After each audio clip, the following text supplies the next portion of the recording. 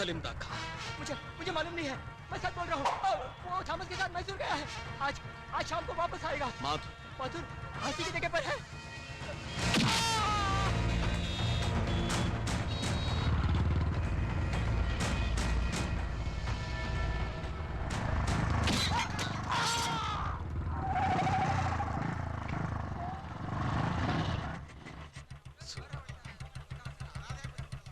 ತಗೊಂಡು ಹೋಗಿ.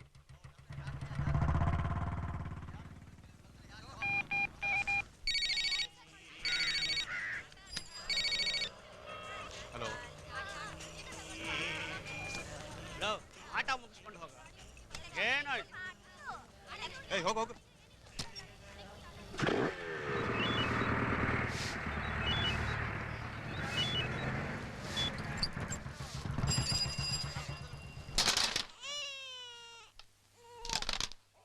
ಮಗು ಹೇಳ್ತಾ ಇದೆ ನೋಡಪ್ಪ.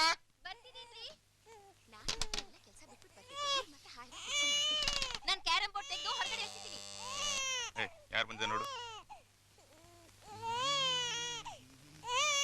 ಮಗು ಅಳ್ತಾ ಇದೆ, ಸ್ವಲ್ಪ ನೀವು ನೋಡ್ಕೋಬಾರ್ದಾ? ಅಪ್ಪ ಯಾರೋ ಬಂದಿದ್ದಾರೆ. ಚಿನ್ನ ಕಿಶನ್ಜಿ, ನಾನು ತಪ್ಪು ಮಾಡಲಿಲ್ಲ. ನನಗೆ ಅಡುಗೆ ಮಾಡಿಸ್ಕೊಟ್ರು.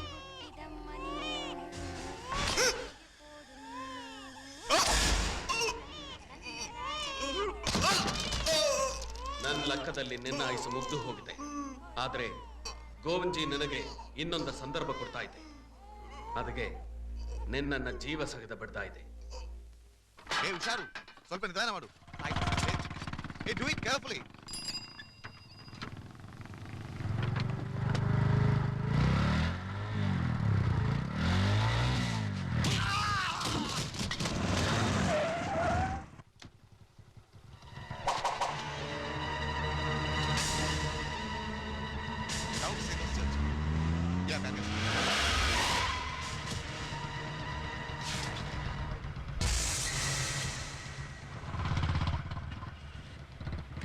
Hey, follow him.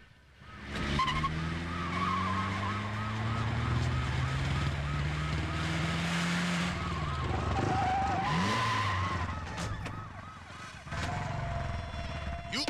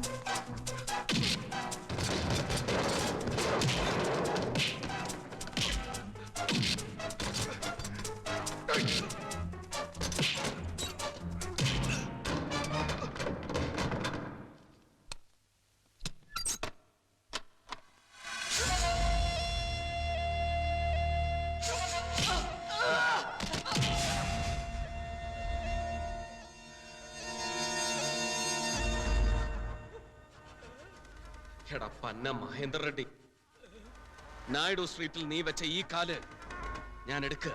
അയ്യോ, തിരുപ്പതി വെങ്കടാചലപതി, സത്യമാ ഞാനിനി മിണ്ടരുത്.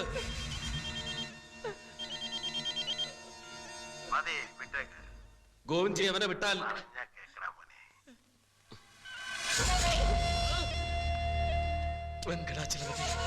വെങ്കടാചലപതി അല്ലടോ, ഗോവിന്ദജി. ഇനി ആ പരിസരത്തെങ്ങാനും എത്തി നോക്കിയാൽ ഒന്നും ചെയ്തിട്ടില്ലടാ. ഗ്യാങ് വാറുകൾ ഇവിടെ സ്ഥിര.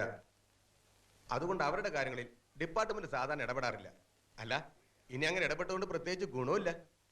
പോലീസിൽ തന്നെ പകുതിയിലധികം പേരും അവരുടെ കൂടെയാ. ബാക്കിയുള്ളവർക്ക് പേടിയും. സുധാകരനാർ ഏത് കൂട്ടത്തില? ഞാൻ രണ്ടാമത്തെ കൂട്ടത്തില. എന്താടോ നമ്മുടെ ഹീറോയുടെ പേര്? കിഷൻജി. മുഴുവൻ പറഞ്ഞ നവനീത കൃഷ്ണൻ. ഗുണ്ടകൾക്കിടാൻ പറ്റിയ പേര്. അയ്യോ, എന്നാ കിടപ്പായത്?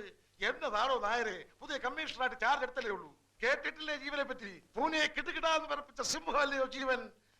ഏതൊക്കെ അസ്ഥിയാ പൊട്ടിയത്? കേട്ടോ മിസ്റ്റർ അയ്യർ, പൂനെ ക്ലീൻ സിറ്റിയാക്കി കളഞ്ഞില്ലേ ജീവൻ? അയ്യർക്കറിയില്ലേ ഇബ്രാഹിം റാവുത്തർ പൂനാധോലോകത്തിന്റെ കിരീടം വെക്കാത്ത രാജാവായിരുന്നു. നല്ല അസല് മനുഷ്യനാ. ഒരൊറ്റ രാത്രി കൊണ്ടല്ലേ ഈ ജീവൻ അയാളെ തൂക്കി അകത്താക്കി കളഞ്ഞത്. ഇവിടെ എന്തു പറ്റിയിട്ടേ സിംഹക്കുട്ടിക്ക്?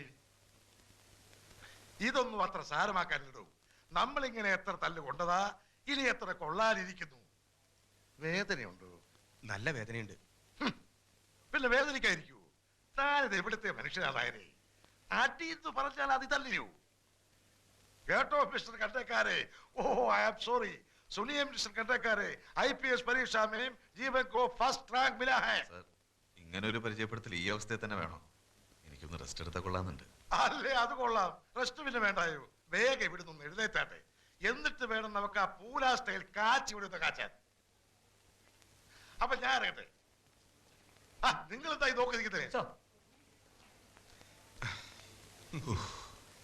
ജീവ, ഒരു 2 എണ്ണം വിട്ടേച്ച് കിടന്നാൽ വേദനയൊന്നും അറിയത്തേ ഇല്ല.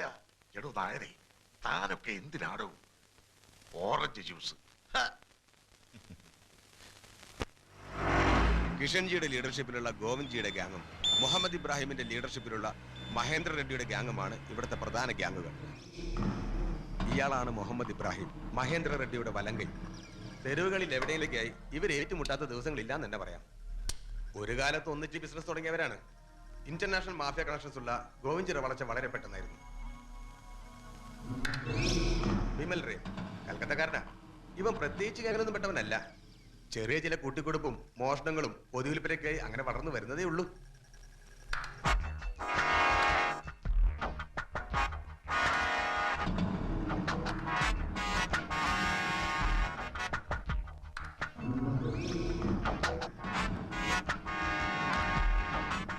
File over.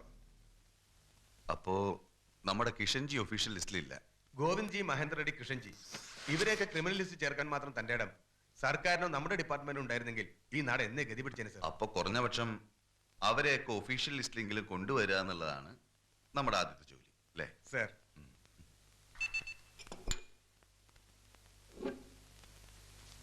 മെഡിക്കൽ ലീവ് തീരും മുമ്പ് നാട്ടിലൊന്ന് പോണം. അമ്മയെ കൂട്ടിക്കൊണ്ടുവരണമെന്നുണ്ട്. അമ്മയ്ക്കാണെങ്കിൽ പാലക്കാട് വിട്ടൊരു ലോകയില്ല. മംഗലാപുരത്തേക്കെന്ന് പറഞ്ഞാൽ ഒട്ടും വരില്ല.